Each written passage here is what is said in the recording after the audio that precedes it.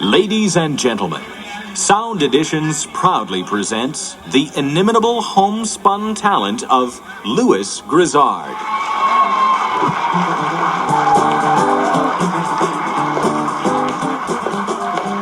There was this elderly couple who kept going to the doctor's office and asking him to watch them make love.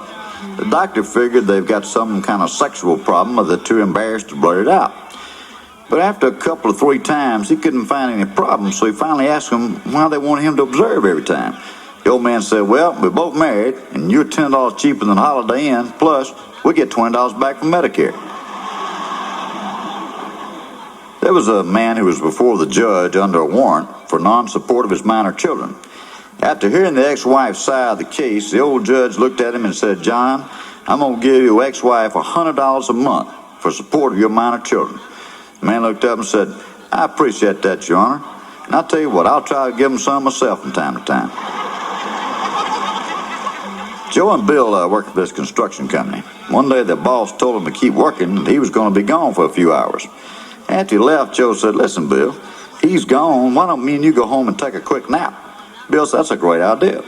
But when he got home, he looked in the bedroom and there was his boss in bed with his wife. Next day, same thing happens. Boss decides to leave for a couple hours. Joe said, hey, let's go home and grab another nap. Bill said, no, I ain't going. I almost got caught yesterday. There was a man who lived in New York one time, and all his life he'd wanted to take a train ride across America. He wanted to see America by rail. And finally, after he was middle-aged and gone pretty high in his company, he was able to get a month off on leave of absence. Caught the train, Penn Station in New York, headed for Chicago on the Broadway Limited. He changed over to train number 5, the Empire Builder on Amtrak, going from Chicago to Seattle. They get up in Minnesota somewhere, and he's discovered the bar car. He's sitting there having a cold beer, and a beautiful young woman sits down next to him. They began to chat. And he's inquisitive what she's doing on the train. He finally asked her, excuse me, ma'am, I hope you don't mind me asking, but what do you do on this train? She said, well, I could lie to you, and I'll be honest with you. I'm an nymphomaniac, and I have had sex in 46 of the 50 states, including Alaska and Hawaii. But I've missed the 4 we're going to be going through the next couple of days on this train. The guy says, He thinks about it a little while. He said, let me ask you a question. Hope you don't mind me meddling like this, but what kind of men make the best lovers? He said, no question about that. Cowboys. Cowboys are absolutely fantastic in bed. He said, They keep riding a little while longer. And finally he said, well, is there a second group? Is somebody second to cowboys? He said, oh, yeah. Jewish men. Jewish men are incredible in the bed. And the train goes on. In a few minutes, the girl says to him, listen, you've asked me all these questions. I don't know a thing in the world about you. He said, what's your name? The guy said, hop along, Ginsburg.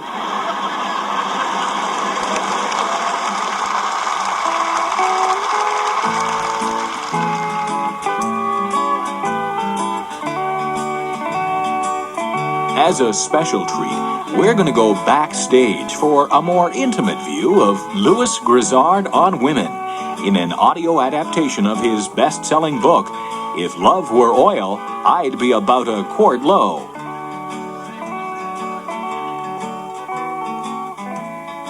As I look back on my roots, several things come to mind. My problems with women started very early. In fact, some of my troubles involving females later in my life may have stemmed from some deep psychological wounds that were inflicted upon me during my 9 months in my mother's womb. Who says that a developing embryo, once it gets ears, can't hear what's going on in the outside world? My mother had a birthday coming up a few weeks before I was born. My father asked her what she wanted for her birthday. She informed him a divorce. Dad quickly informed her, woman, I ain't planning to spend that much. I think the problem most men have with women usually stem from their mothers. Our mothers love us, and they wait on us, and they wipe away our tears and forgive our every fault. And basically, they spoil us rotten. We then go out into the world unprepared to deal with other women. We expect other women with whom we have an intimate relationship to be like our mothers, to hand squeeze our orange juice and cook French fries exactly as we like them, and to stick closely beside us, even when we do something totally inconsiderate and irrational. My mother spoiled me rotten. I've talked about that a great deal. She took care of my every need, fixed the food I liked to eat, sat by my bedside when I was sick, bringing me ginger ale and ice cream. She doted on me. Everything I wanted, my mother always provided it. Not everybody had it that lucky, though, and more than My boyhood friend and idol, William C. Wanamaker Jr., a great American, as a matter of fact. His mother didn't really wait on him as my mother did, and he became very jealous about it, very envious of it. He came up with a plan. He decided that he would play sick for several days, and then his mother would tell him to go to the doctor. He invited me to join in his plot.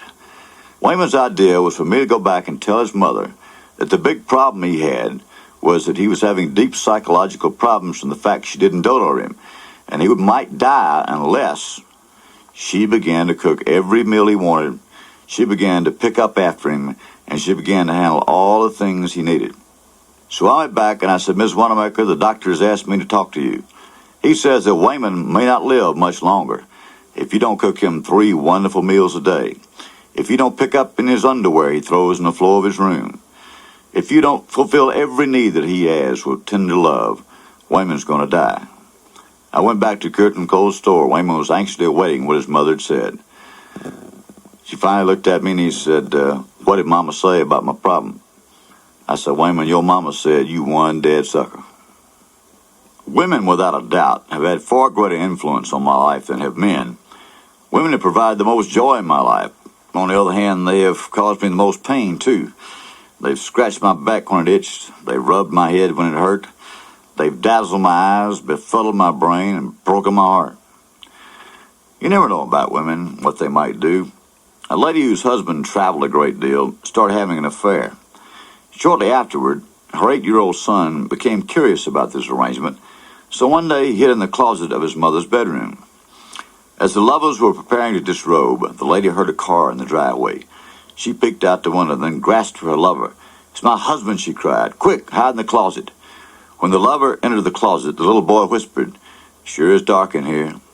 Whereupon the lover said, Look, kid, if you'll keep your mouth shut, I'll give you $20. A few days later, the little boy presented his mother with a large box of candy. Son, she said, this is the nicest thing you've ever done for me, but where did you get the money to buy such an expensive box of candy? I know that you have done something very, very wrong to get so much money, and I want you to go to church and confess your sin to the priest. The little boy had never been to confession before, but he reluctantly complied. When he entered the confessional booth, he said, It sure is dark in here. And the priest said, Look, kid, let's not start that again.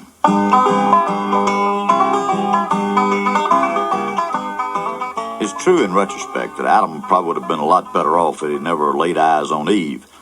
But without her, Eden's gardens would have been nothing more than a lonely place in which to spend eternity, and the world never would have had nylon either. One of my very first memories involves a tricycle accident I had when I was about 3. I pedaled my tricycle off the front porch of the house. I don't recall why I did something so foolish, but I do recall learning from the experience that if I cried as long and as loud as I possibly could, my mother soon would arrive on the scene and ease whatever trauma had befallen me. She picked me up, held my aching head, and then gave me ice cream so that I would stop crying. Whenever I wanted ice cream after that, I'd simply pedal my truck off her front porch. My mother eventually caught on to that trick, and had she not, I might have wound up with severe brain damage, all in the name of 2 large scoops of chocolate ice cream. No matter how old a man gets, the surest cure for his ills is to have a woman around to treat him like a little boy, because as soon as a man feels the slightest thing wrong with his health, he immediately reverts to his earliest childhood. I feel terrible. Where does my little precious hurt? This is my head. It's his precious little head. It hurts bad. I know it does. Let Mama kiss it and make it all better. And you know something? It always feels better when a woman kisses it.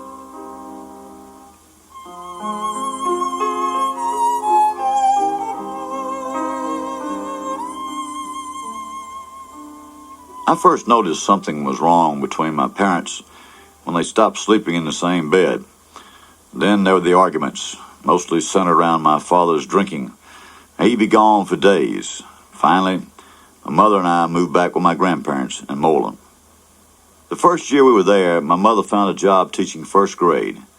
However, in order to make more money as a teacher, it would be necessary for her to attend school in the summertime, and she would have to go to live with my Uncle Johnny in Tallapoosa, Georgia, during the weekdays.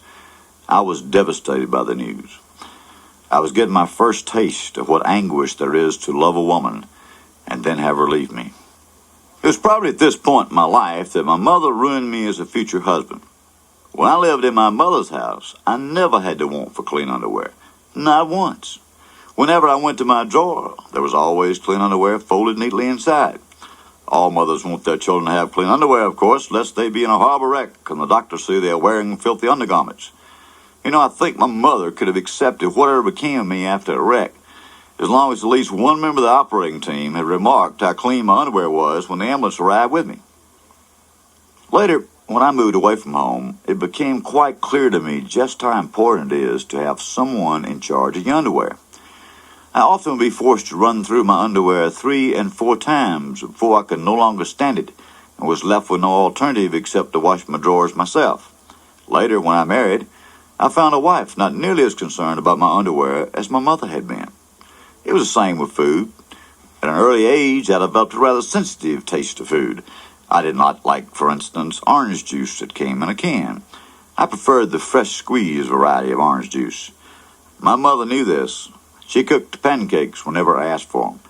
She gave me money for camp, came to visit me on Parents' Day, looked at the first merit badge I earned, and slipped me another couple of dollars for the soft drink machine as she left. She ironed my blue jeans, and the first time my heart was broken, she was there to make it all better.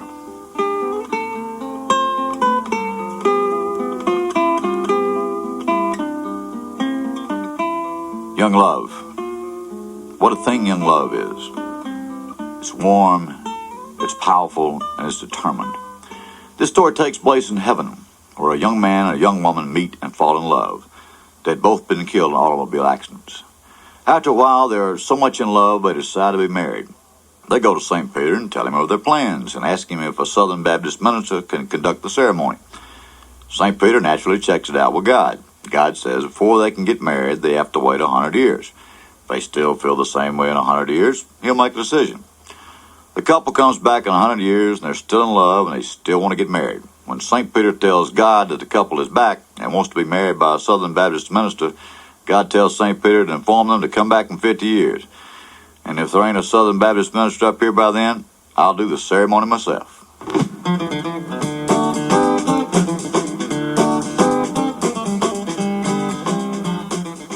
The first time I officially fell in love was in the 7th grade. I was 12.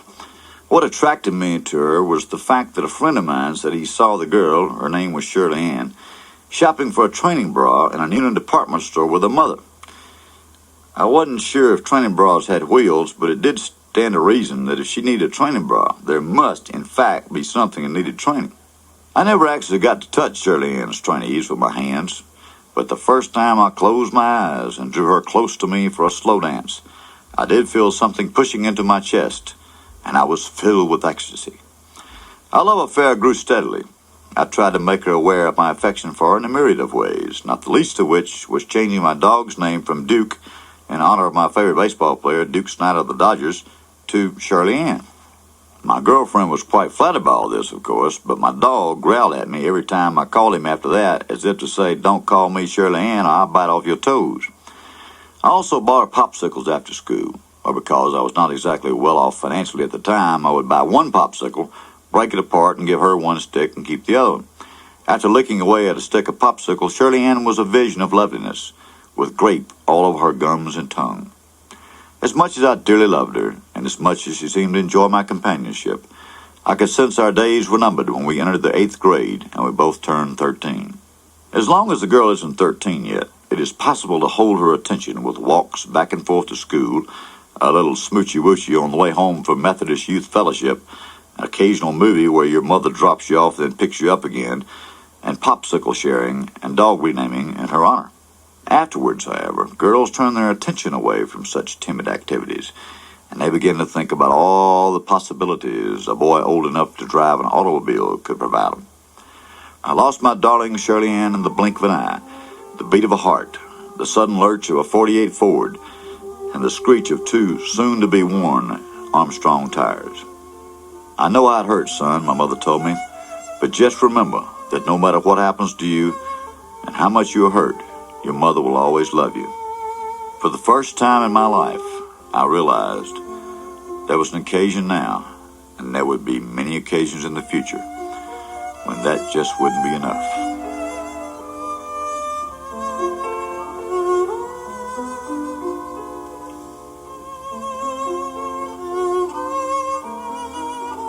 I really enjoyed high school.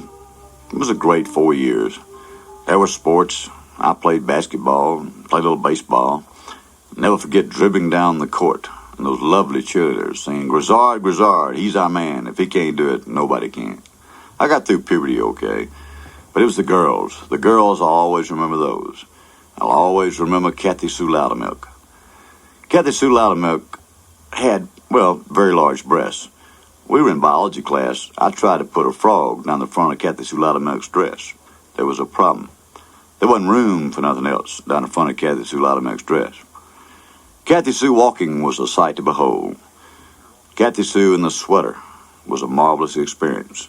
When she graduated from high school, they retired that sweater. Let me tell you something. When Kathy Sue walked down the hall, her sweater looked like there was two bobcats in there having a fight.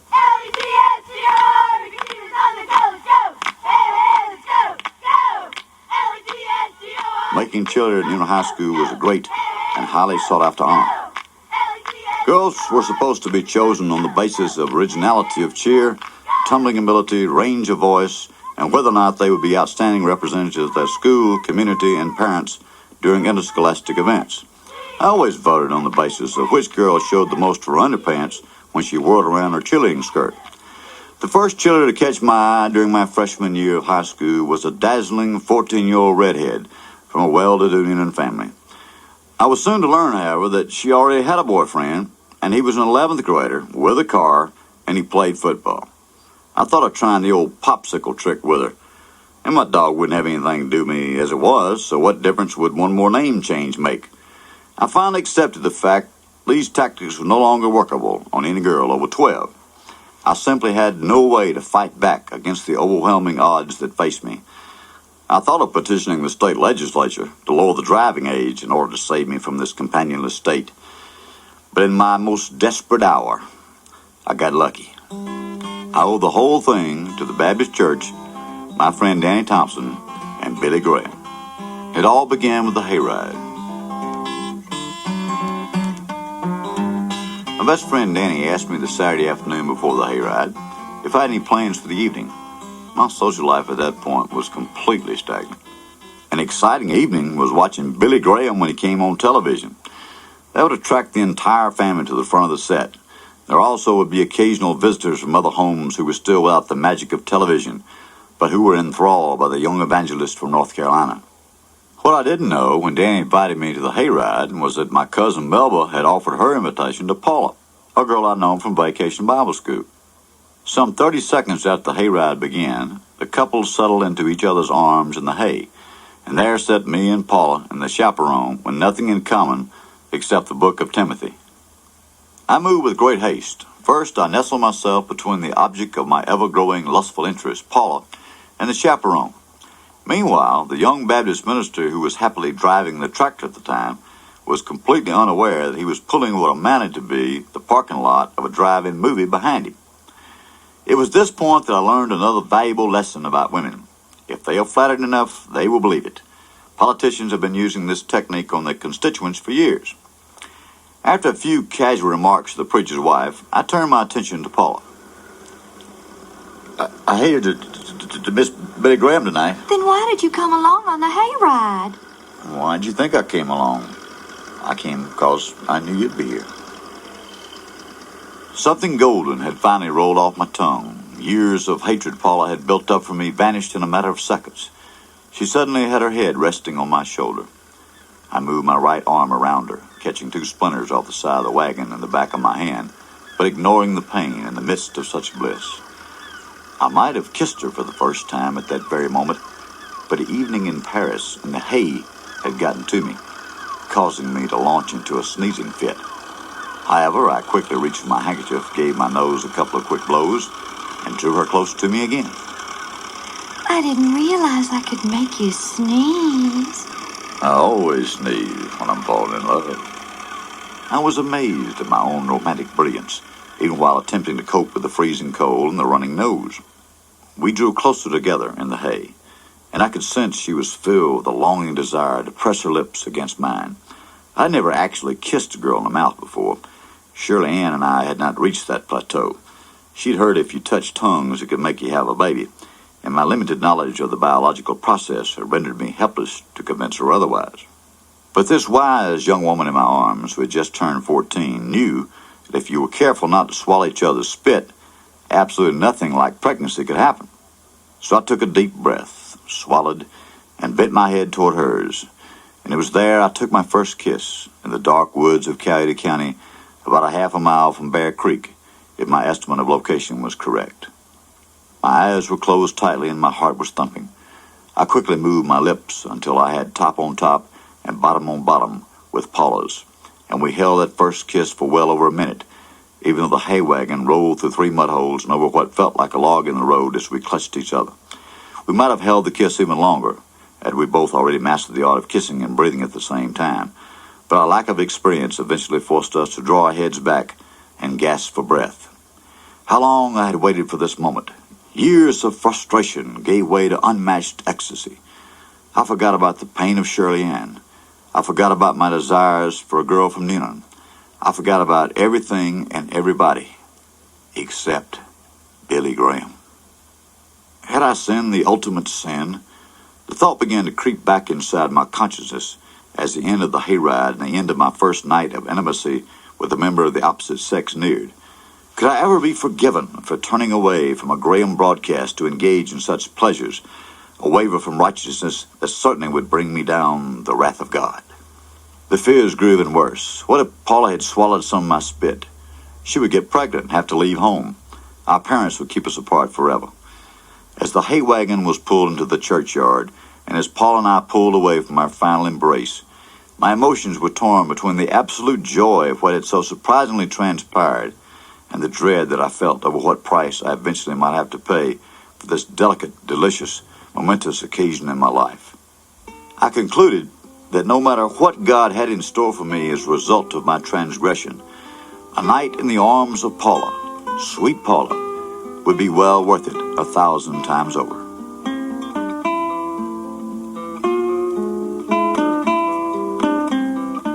My love affair with Paula had continued into our sophomore years, but I knew that sooner or later she would be caught in autumn's rapture, and some defensive tackle would notice her blossoming form, and I would be without the wisdom or weaponry to go one-on-one with him for the right to continue as her skinny, 15-year-old beloved.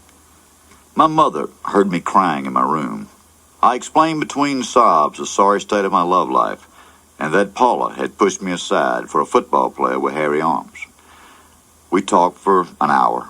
We talked of life and of love and of the inevitable pitfalls of romance that always befall youth.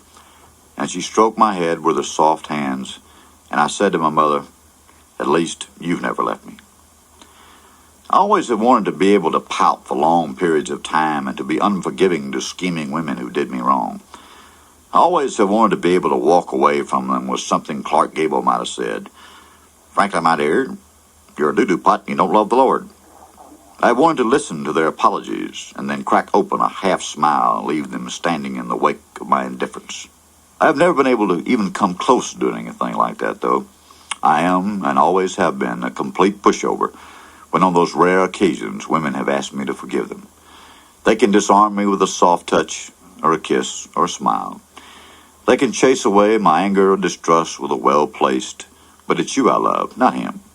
And they can always cry. God, I always have hated to see women cry. I know it is often a ploy, but when a woman cries, there is something inside me that says, give her whatever she wants, at whatever cost. I'm sorry. We just rode around. Where'd you go? Well, just around. How long were you out with him? Well, just 2 hours. Did you kiss him? Well, it was just a little kiss. On the mouth? Well, sort of on the side. What's that? Well, I don't remember which side it was. What kind of car has he got anyway? Impala. Is it stick or automatic? Stick. Got some mag wheel? Yes. Did he ask you to go riding around with him again? Would you be mad if I went riding around with him again? Why should I be mad? Well, then why are you mad now? I'm not mad. Yes, you are. When you're mad, your face turns red. I think it's kind of cute. Am I cuter than he is? Oh, he's not really that cute up close. But I don't have an appella. I don't play football. I don't care about all that. All I want is you. Do you mean that? Of course I mean that. Do you forgive me? I guess so. Do you want to kiss me? Yeah. Well, kiss me. I love you. I love you too.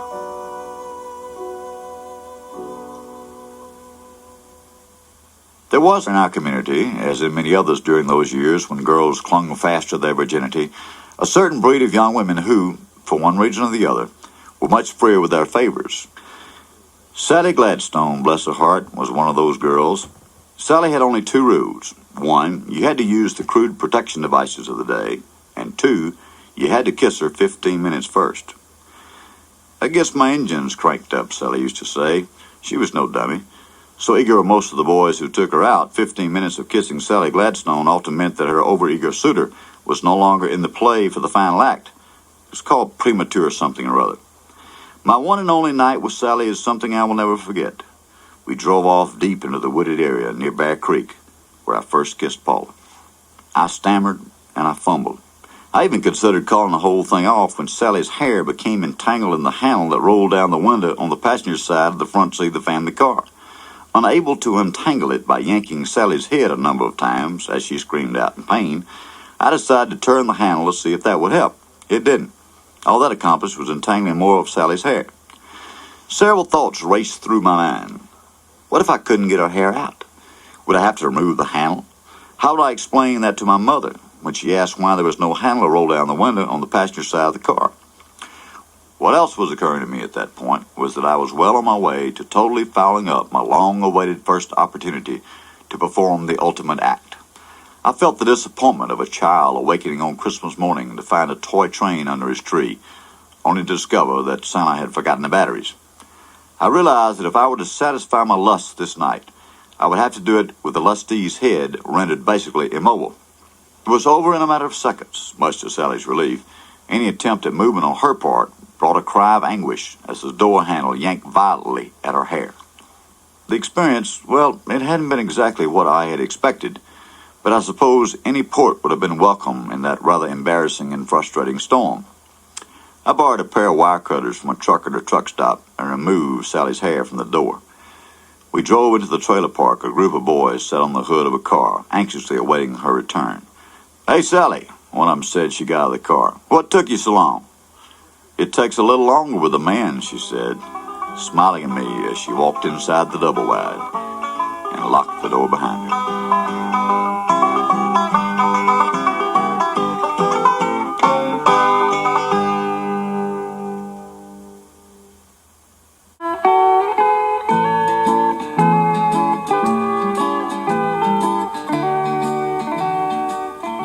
The Sigma Pi annual spring outing was scheduled in Atlanta my freshman year, and I invited Paula.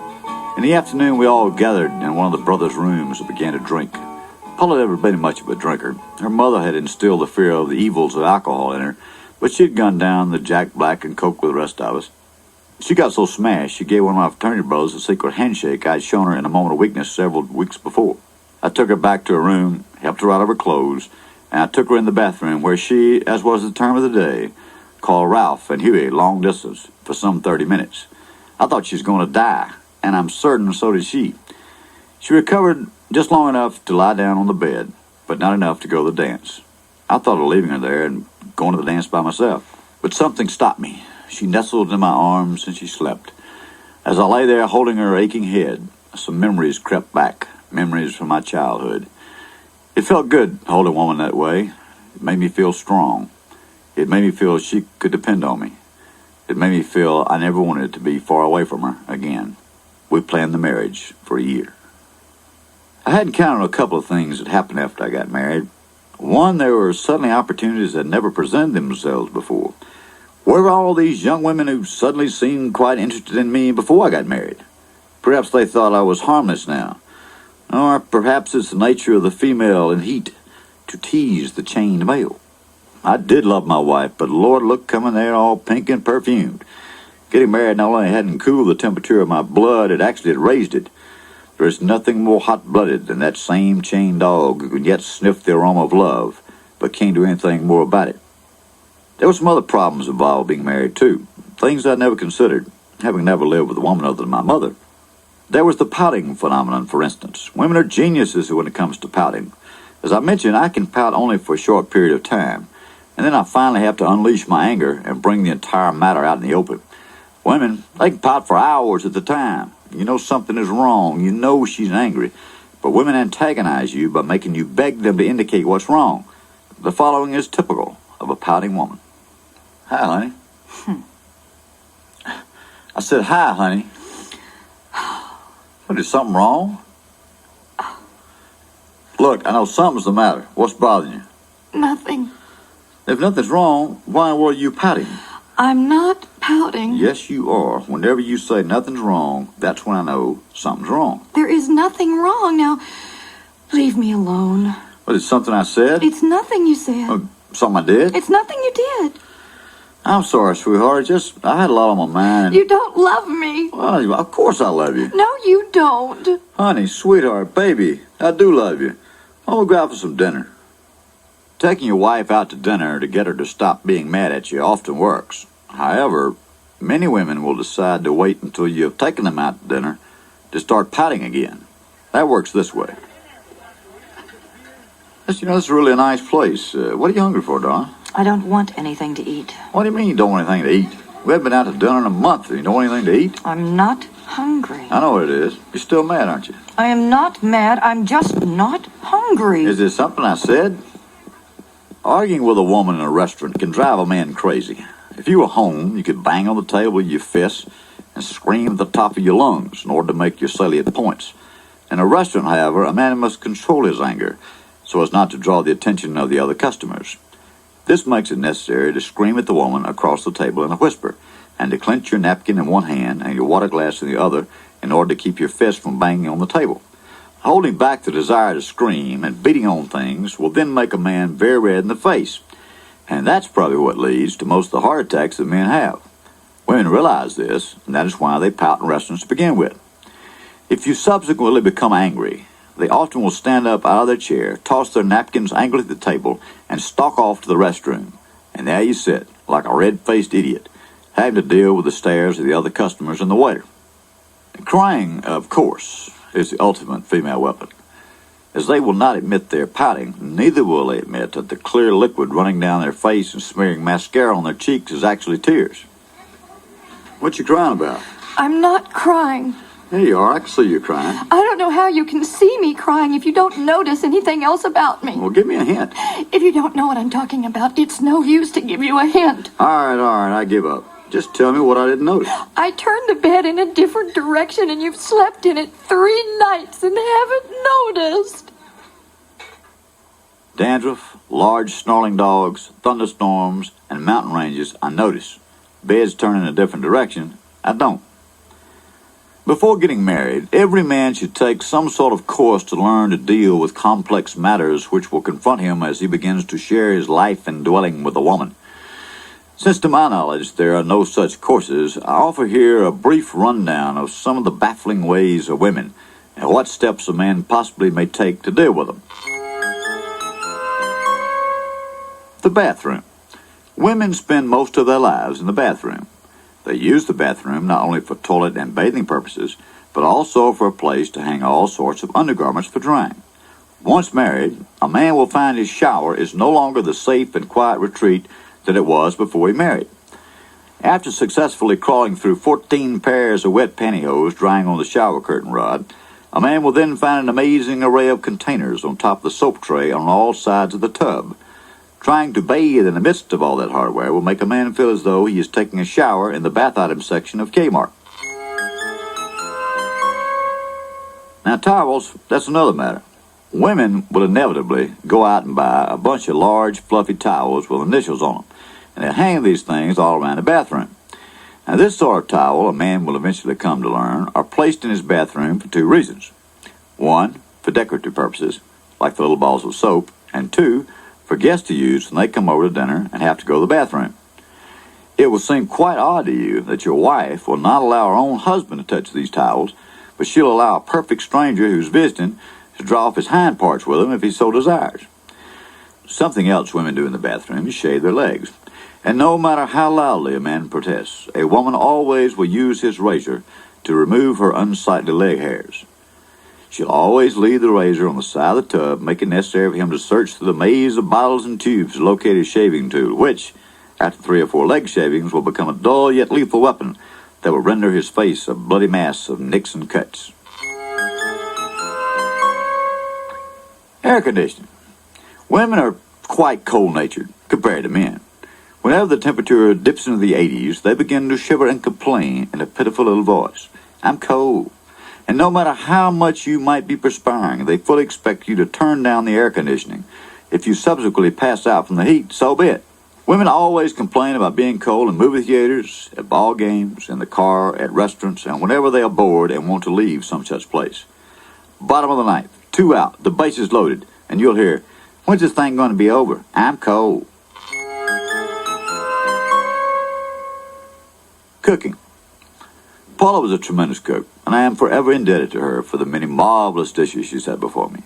No matter how good a cook a woman is, however, she eventually will fall to the temptation of experimenting in the kitchen. The kitchen is no place for experimentation, because strange things can happen. When a woman cooks something different for dinner, rest assured that whatever the dish, it will be accompanied by some sort of strange sauce. I like gravy. I don't like sauces. The reason French people are so snooty is they eat too many sauces. One night we had something different, and it was called Polynesian Surprise. It was a surprise, all right. It was hot dogs with pineapple sauce poured on top. Something else I never wanted was Eenie food. Eenie foods are things like zucchini and fettuccine. Paula started experimenting with hot dogs again and served me a weenie with noodles over it. Oh my God, I thought to myself. Weenie Eenie. Drinking. Most women really do not like the taste of alcohol. This has led to the invention of all sorts of citrus-like drinks that have so many other ingredients in them, there is no way to get any sort of alcohol taste whatsoever. Some of these drinks which women like are pina coladas, pig squirrels, strawberry, peach, or banana daiquiris, whiskey sours, apricot, believe it or not, sours, margaritas, vodka and cranberry juice, and anything with creamed mint in it. Paula, after her bout with the Jack Daniels and Coke, would drink only those drinks mentioned above, or anything served with a little umbrella floating on top, or anything that you could drink and then keep the glass. Money. Women especially like to shop for antiques. I've seen them spend money on empty bottles, old bedpans, They make wonderful flower pots. old photographs of someone else's grandparents, horse collars, Wouldn't this look nice hanging over the fireplace in the den? old wash tubs with the bottom rusted out, Isn't this the cutest thing? and grappling hooks. I don't know what I'm going to use these things for, but they were on sale for half price. Another valuable tip is never accompany a woman when she goes shopping for clothes. If you do, pack for a long trip. How a woman shops for clothes is, she goes to every store in town and tries on every garment and laments she can find absolutely nothing to fit her. Then she goes back to the first store and buys the very first thing she tried on. Money can become a source of much disagreement in a relationship between a man and a woman, especially if the man doesn't understand what his wife means when she begins talking about our money and my money. When she says our money, she is talking about your money, the money you bring home in the form of a paycheck. Our money is to be used to pay all the bills and buy food and gasoline and deodorant spray and other necessities of life. My money is her money and hers exclusively. It is money she has either made from working her own job or selling her golf clubs. Or it could be money her grandmother gave her as a birthday present. My money can never be used on anything so mundane as living expenses. It is spent at her whim for such items as darling skirts and blouses. Never attempt, even in the most difficult of financial times, to locate my money. Women rarely keep these funds in a bank and often resort to hiding it in the most amazing places. Losing things. I go on and on about this, but I won't. The things women most often lose are their car keys. Their car keys normally be found in the bottom of their pocketbooks, which are portable storage warehouses. Women often can hear their car keys jingling in the bottom of their pocketbooks, but they can't find them amongst all the other things they carry around in there, including canasta decks, yogurt, spare tires, and maybe even a length of garden hose. You never know. What women lose most often next to their car keys are, in fact, their pocketbooks. Now, anybody could lose anything the size and weight of a bread truck, I don't know. But Paula spent half her waking hours searching for her pocketbook. She left it in a number of restaurants, a bus station or two, and a church, and the frozen food section of the grocery store. Paula's pocketbook eventually would turn up, of course. Most of the time, the bananas and other assorted fruits she carried inside would still be fresh. Going to public restrooms. When women get away from home, it doesn't quell the desire to spend a lot of time in the bathroom. I am convinced that the female bladder shrinks to the size of a grape the moment a woman starts out on an automobile trip of any distance greater than 3 miles. Whenever Paula and I travel by car, we always add at least 3 hours to the normal driving time for restroom stops. I can't recall ever going into a ladies' room in a restaurant, but I'd like to. Lord knows what I might find in there. Boutiques, hair salons, maybe even slot machines and a fully equipped health spa. I don't care if you're wearing a deep-sea diving outfit and told your life story to your toilet mate. I still don't see how women can spend that much time in a restroom. This phenomenon once prompted me to attempt to write a country song entitled, "When My Love Comes Back from the Ladies' Room, Will I Be Too Old to Care?" The first verse went something like this. My darling said she had to go. It was 8:30. She asked her friends if they'd go too, and they left a giggling flock. At 10:30, they still weren't back, and I missed my one so fair. And I wondered aloud, when my love comes back from the ladies' room, will I be too old to care? My problem, said a colleague, is that 5 nights a week I really enjoy being married. It's those other 2 that drive me crazy.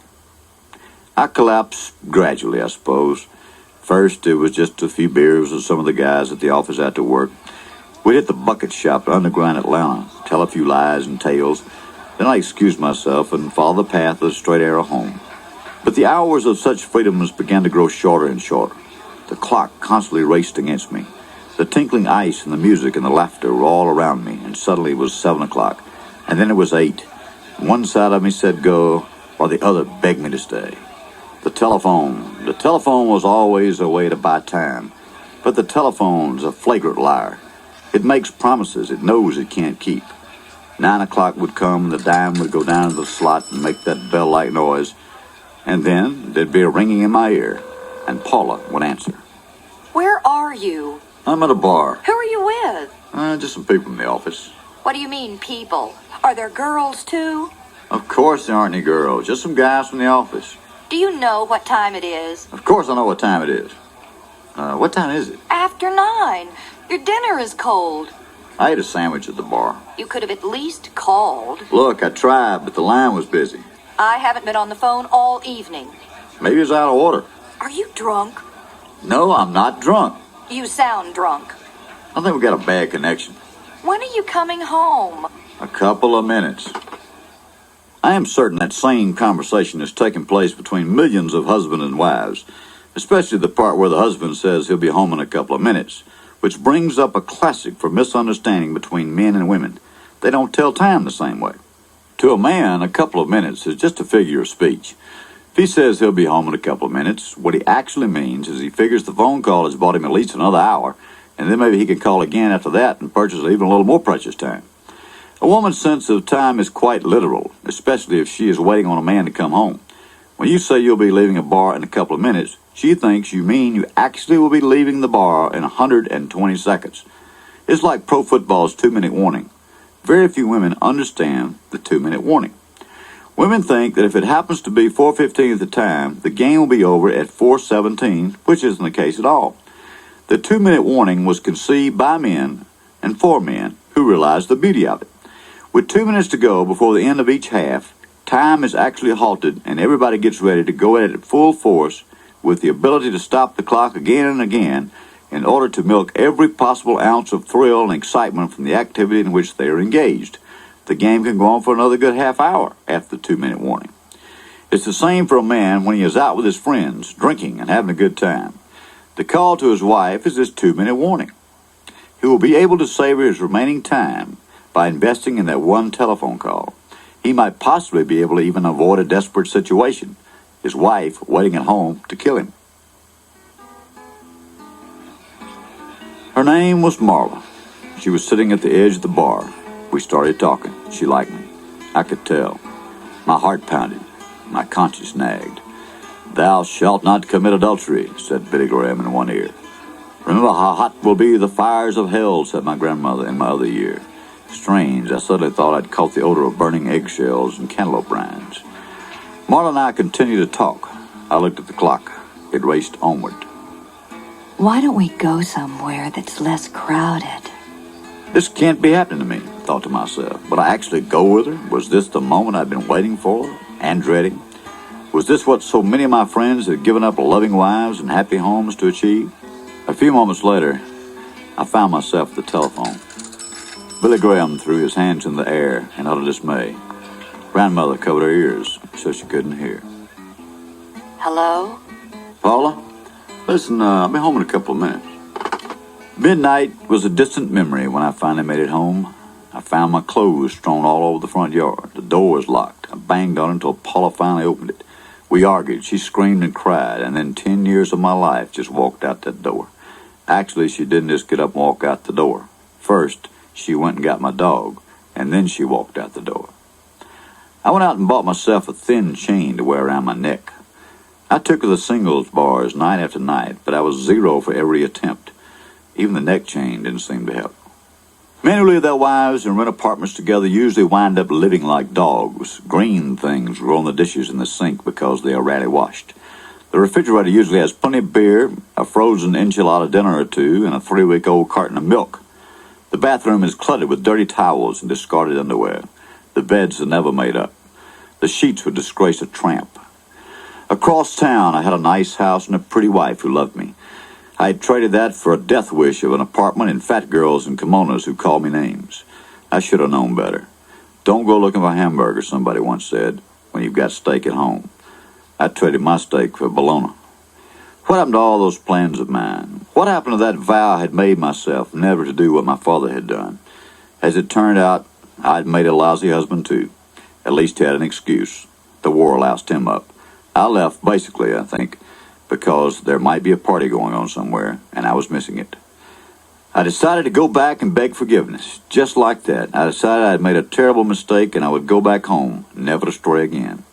I would never go back inside one of those wretched singles bars. I would put my ring back on my finger, and no arrow would ever fly straighter than me.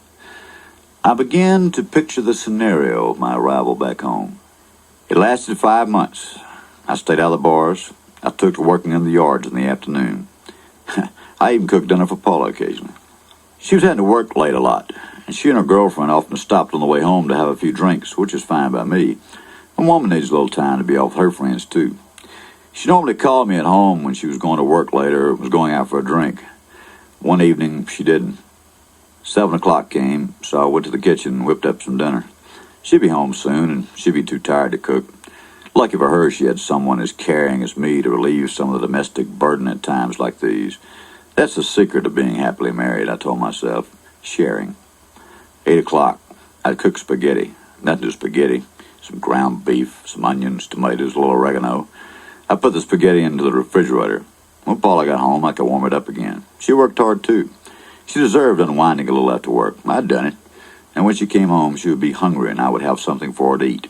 Sharing. 9 o'clock. No call. At least she could call. I took out a bottle of Jack Daniels and poured it over ice and covered that with Coke. I went to the den and put on my Fair and Young albums. I listened to Hello Walls and She Thinks I Still Care. 10. I turned the records over again.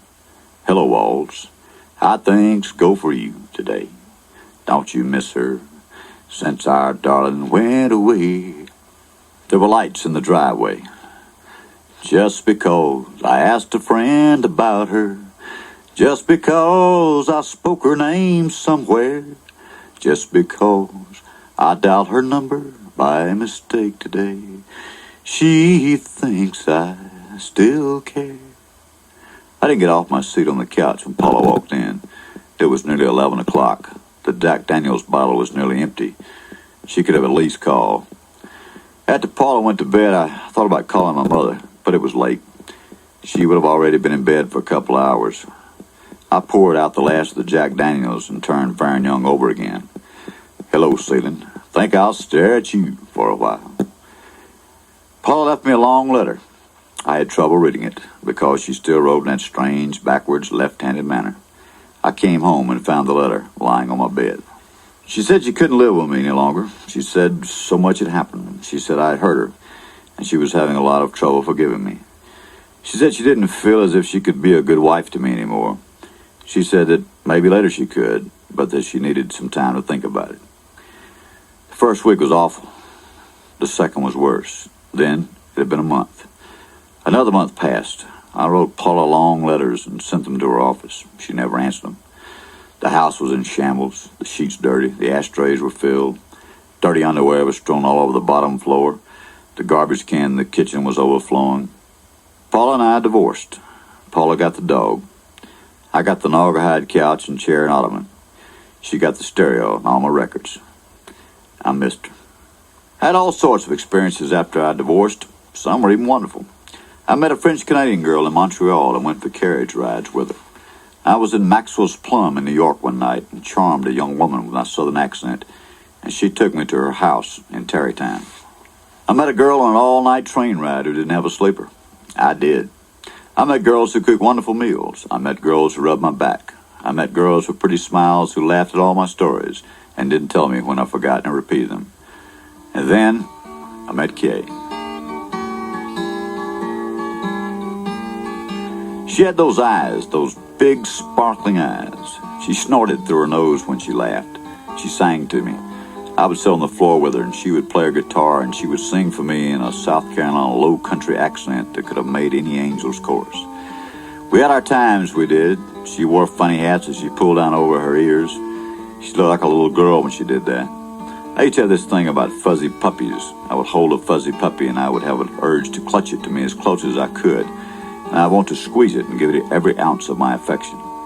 I wanted to do that with Kay. I wanted to smother her with my arms.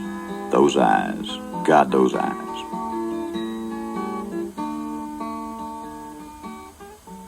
I weighed it all. I had been married once and hadn't worked out. I'd been restless and eager to run. There had been all that agony of the parting, and all that heartbreak, and all those regrets. But I was too young then. I hadn't had my time to run unbridled. But that was behind me now. I'd answered the call of the wild neon. I had done my dances and told my stories for 3 years since my divorce. What was left out there for me to gain? Just more of the same, night after night, searching and never finding. Hard mornings, aching heads and growling stomachs. Loud music and quiet moments to wonder if I would still remember what to do if it ever stopped playing. I was sick and tired of waking up sick and tired. Kay wore a blue dress, and her hand was trembling when I took it in mine. It was what she wanted, she said, and it was what I thought I wanted too. It would be different this time. The dilemma of my past was behind me. I, Lewis, would take this woman for my wife, forsaking all others until death did us part, and hang me in a public square and let the birds peck out my eyes if I ever so much as had one fleeting thought of doing otherwise. We took the train to Fort Lauderdale for a honeymoon. We stretched out in the sun, and we ran into the surf, and I threw her in the waves. She sang songs to me. I made up silly poems for her. I was dancing with my darling the night they were playing the beautiful Tennessee Waltz. I introduced her to my darling, and while they were dancing, my friend stole my sweetheart from me. We came back a week later. I drove past Harrison's bar one afternoon. I saw a friend's car parked outside. We had 2, maybe 3. And then he said, let's have one more. I put the dime into the slot a couple of hours later. Kay answered. Hello? Listen, I'll be home in a couple of minutes. Paula is remarried and has 2 children. Kay and I divorced in 1976. I divorced for the 3rd time in 1982. I'm not exactly sure when, but we did get in a huge fight one morning while waiting for a train in Paris. My mother and stepfather still live in Moreland. My mother wishes she had some grandchildren. I hired a maid and bought a microwave oven. Harrison's opened a second bar in Atlanta, but now both are closed.